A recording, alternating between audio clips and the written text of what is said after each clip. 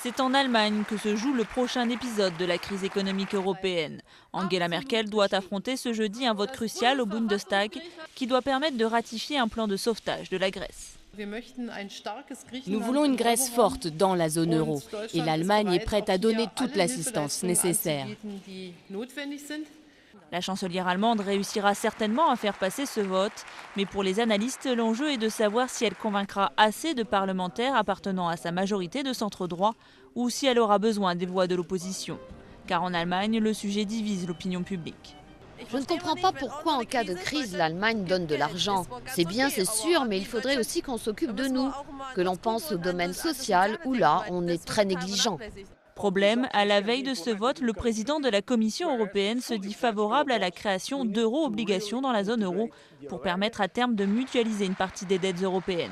Impensable pour l'Allemagne qui estime qu'un tel système encourage le laxisme budgétaire. Pour José Manuel Barroso, au contraire, ce mécanisme serait nécessaire pour imposer des règles budgétaires strictes, communes aux pays de la zone euro.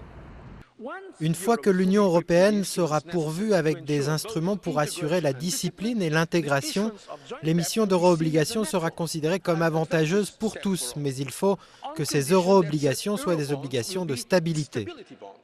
Outre les euro-obligations, José Manuel Barroso plaide pour la mise en place d'une taxe sur les transactions financières qui pourrait rapporter jusqu'à 55 milliards d'euros par an.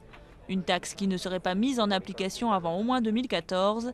Pas sûr que cette proposition plaise au marché financier, toujours fébrile et inquiet quant à une possible contagion de la crise à l'Espagne, le Portugal ou encore l'Italie.